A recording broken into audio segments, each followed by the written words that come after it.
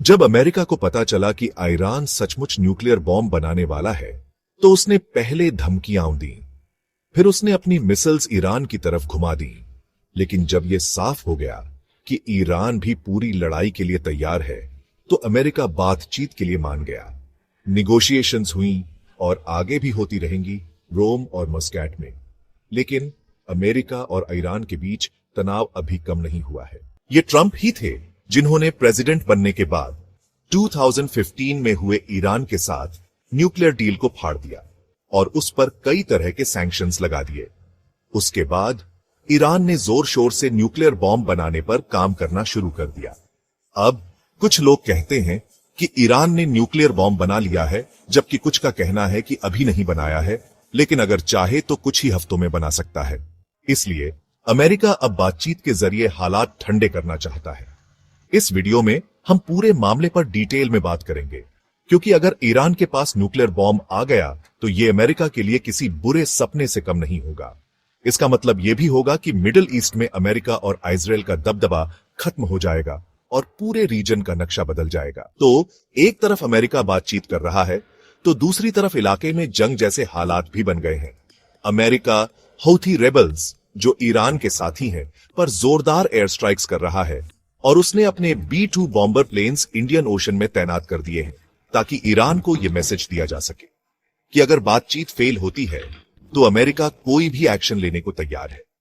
लेकिन अमेरिका और इजराइल की धमकियों के बावजूद ईरान पर हमला करना आसान नहीं होगा, क्योंकि ईरान ने अपने न्यूक्लियर साइट्स कई सीक्रेट अंडरग्राउंड जगहों पर बनाए हैं, जिससे उन्हें पूरी तरह से तबाह करना बहुत मुश्किल है। यही वजह थी कि 2015 में भी अमेरिका ने बातचीत के जरिए हालात को कंट्रोल करने की कोशिश की थी, लेकिन 2018 में ट्रंप ने उस अग्रीमेंट को खत्म कर दिया। अब शायद अमेरिका को अपनी गलती का एहसास होने लगा है। आपको याद होगा कि हाल ही में जब ईरान और इजराइल एक दूसरे पर हमला कर रहे थे, तो ऐसी रिपोर्ट्स आई कि तेहरान ने पहली बार न्यूक्लियर टेस्ट किया है। पिछले साल अक्टूबर 5 को यूएस जियोलॉजिकल सर्वे ने जमीन के अंदर 10 किलोमीटर नीचे 4.5 मैग्नीट्यूड का अर्थक्वेक डिटेक्ट किया था। यह ईरान की राजधानी तेहरान के साउथ ईस्ट में एक दूर दराज इलाके में हुआ था। उसी समय के आसपास ईरान के मीडिया और मिलिट्री चैनल्स ने अनाउंस किया कि उनके न्यूक्लियर प्रोग्राम के बारे में जल्द ही एक बड़ा ऐलान होने वाला है। सबको शक हुआ कि ईरान ने सीक्रेटली न्यूक्लियर बॉम्ब टेस्ट किया होगा। हालांकि हम सब जानते हैं कि ईरान में अर्थक्वेक्स आम है, फिर भी ऐसा लगता है कि ईरान न्यूक्लियर वेपन्स पाने की कगार पर है, और ये कभी भी हो सकता है। और अगर ऐसा होता है और दुनिया की दो बड़ी ताकतें भिड़ती हैं, तो क्या होगा?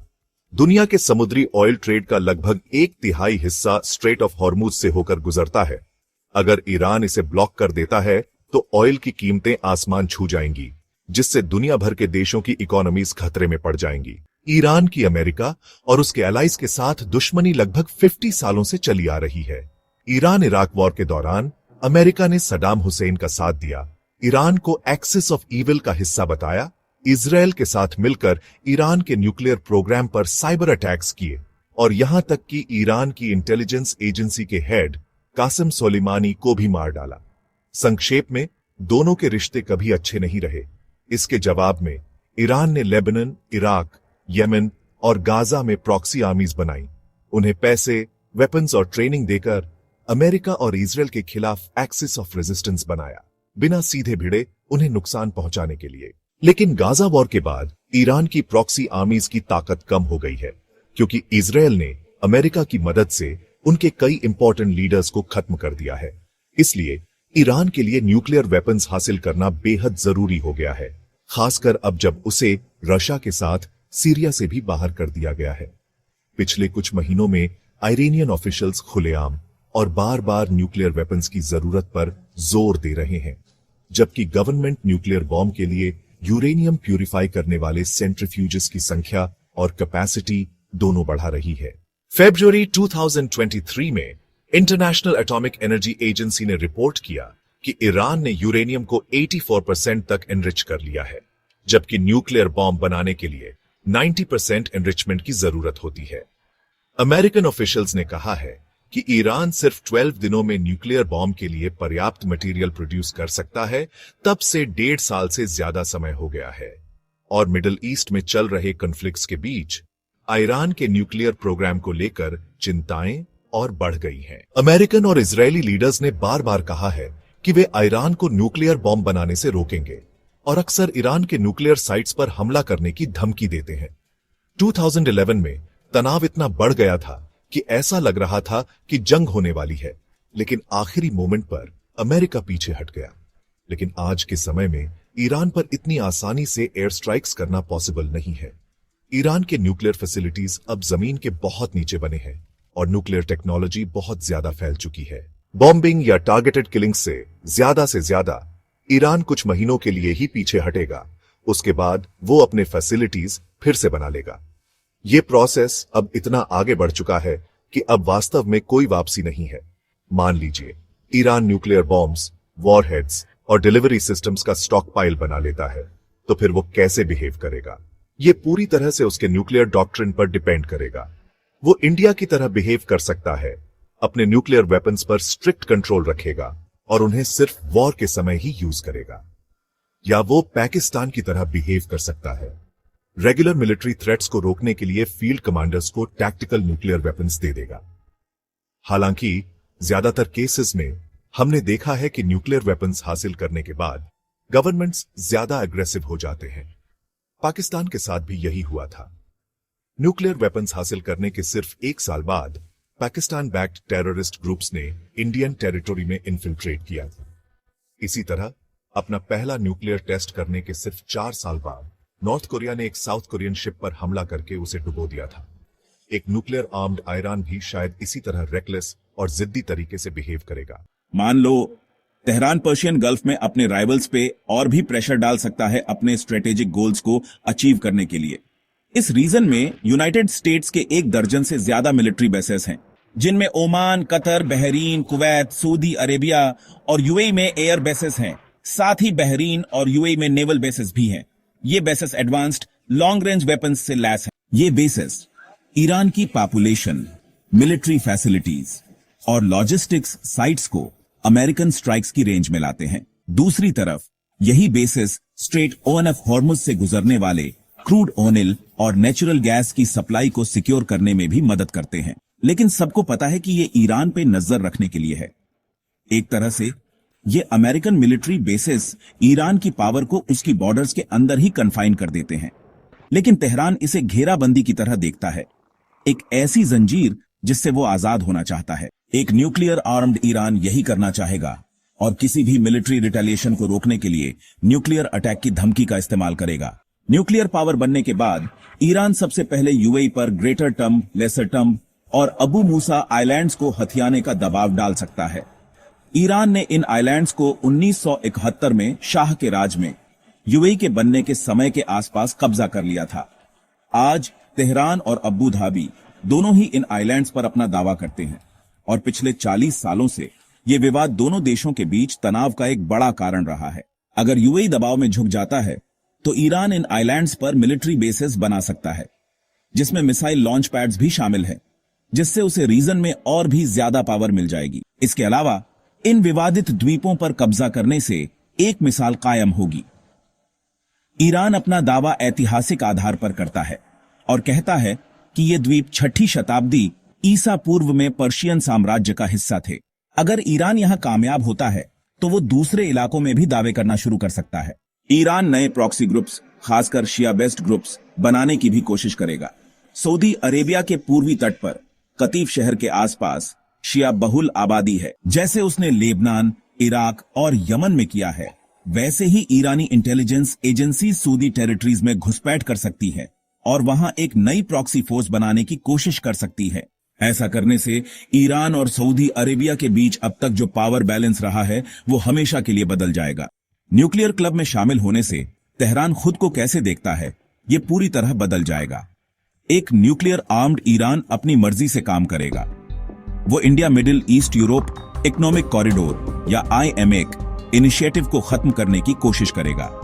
इस प्रोजेक्ट को यूनाइटेड स्टेट्स और यूरोपियन यूनियन का समर्थन प्राप्त है, जिसका उद्देश्य भारत से UAE, Saudi Arabia, Jordan, Israel और ग्रीस होते हुए यूरोप तक एक रूट बनाना है। हालांकि गहजा युद्ध ने इस कॉरिडोर को लगभग पटरी से उतार दिया है। लेकिन एक बार ईरान के पास परमाणु हथियार हो जाने के बाद वो इसे पूरी तरह से तबाह करने की कोशिश करेगा। एक और कॉरिडोर है जिसका ईरान विरोध करता है, जंगे जूर कॉरिडोर, जो मिडिल कॉरिडोर का हिस्सा है। यह कैस्पियन सागर के पार मध्य एशिया को तुर्की से जोड़ता है। जंगे जूर कॉरिडोर अर्मेनियाई क्षेत्र से होकर गुजरता है, जो अजरबैजान को उसके पश्चिमी एक्सक्लेव से जोड़ता है, जिससे परिवहन मार्ग छोटा हो जाता है। इस कॉरिडोर के नियमों और शर्तों पर अभी भी अजरबैजान और अर्मेनिया के बीच बातचीत चल रही है। हालांकि ईरान इस कॉरिडोर का विरोध करता है क्योंकि वह चाहता है कि यह मार्ग उसके अपने क्षेत्र से होकर गुजरे और अंततः चीन यूरोप व्यापार नेटवर्क का हिस्सा बने। यही कारण है कि ईरान की अजरबैजान के साथ झड़पें हुई हैं, जिसके इजराइल और तुर्की के साथ मजबूत सैन्य, आर्थिक और राजनीतिक संबंध हैं। स्थिति और भी जटिल हो जाती है क्योंकि अजरबैजान नॉर्थ साउथ कॉरिडोर का भी हिस्सा है, जो मॉस्को को बाकू, तेहरान और मुंबई से जोड़ता है। एक न्यूक्लियर आर्म्ड ईरान अपने हितों के लिए इस कॉरिडोर और अन्य व्यापार मार्गों की शर्तों पर फिर से बातचीत करना चाहेगा। असल में ये बस कुछ ही क्षेत्र हैं जहां ईरान अपने फायदे के लिए पड़ोसी और क्षेत्रीय ताकतों पर परमाणु हथियारों के खतरे का इस्तेमाल कर सकता है। ईरान और इजराइल के बीच प्रतिद्वंदिता अब एक बड़े बदलाव के कगार पर है। हालांकि दोनों तरफ से अक्सर गर्मागर्म बयानबाजी होती रहती है, ईरान अच्छी तरह जानता है कि फाइटर जेट्स और न्यूक्लियर क्षमताओं में इजराइल फिलहाल आगे है। इससे पहले जब इजराइल ने सीरिया में ईरान के दूतावास पर हमला किया था और ईरान ने इजराइल पर मिसाइलें और ड्रोन दागकर जवाबी कार्रवाई की थी, तो तेहरान ने जानबूझकर अपनी जवाबी कार्रवाई को कम करके आंका ताकि संयुक्त राज्य अमेरिका को संघर्ष में न खींचा जा सके। हालांकि अगर ईरान परमाणु हथियार हासिल कर लेता है तो यह पूरा समीकरण बदल जाएगा। एक दूसरे के परमाणु हथियारों के खतरे के कारण दोनों देश सीधे युद्ध से बचने की कोशिश करेंगे, लेकिन इजराइल और ईरान दोनों ही जिद्दी राष्ट्र हैं और अगर एक न्यूक्लियर आर्म्ड ईरान और इजराइल एक साथ रहने में कामयाब भी हो जाते हैं तो यह आसान नहीं होगा। परमाणु हथियारों से मिली ताकत दोनों पक्षों को अपने संघर्षों को बढ़ाने का ज्यादा भरोसा देगी। इसके अलावा एक न्यूक्लियर आर्म्ड ईरान हिजबुल्लाह और हमास जैसे अपने प्रॉक्सी ग्रुप्स को काफी मजबूत कर सकता है। जैसे सोवियत संघ ने कभी क्यूबा में मिसाइल साइट्स लगाने की कोशिश की थी, वैसे ही ईरान हिजबुल्लाह को परमाणु हथियार देने की कोशिश कर सकता है। इजरायली इंटेलिजेंस एजेंसीज हिजबुल्लाह में घुसपैठ करने की कोशिश कर सकती है, लेकिन खतरा तो बना रहेगा। नतीजतन हिजबुल्लाह, हमास, हौथिस और इराकी मिलिशिया जैसे समूह और भी आक्रामक हो जाएंगे, यह जानते हुए कि उन्हें एक न्यूक्लियर आर्म्ड ईरान का समर्थन प्राप्त है। ईरान के लिए एक बार परमाणु शक्ति का दर्जा हासिल कर लेने के बाद अपने प्रॉक्सी समूहों का समर्थन करने में बहुत कम खतरा होगा और शायद इसलिए यूनाइटेड स्टेट्स आखिरकार एक न्यूक्लियर आर्म्ड ईरान के साथ रहना सीख सकता है। हालांकि इस क्षेत्र के कई देश इसे बहुत अलग तरह से देखेंगे। ईरान का मुकाबला करने के लिए कुछ लोग परमाणु हथियार विकसित करने के अपने रास्ते पर भी चल सकते हैं। सऊदी अरेबिया ने एक से ज्यादा बार इशारा किया है कि अगर ईरान परमाणु बम हासिल करता है तो वह भी एक विकसित करने की कोशिश करेगा।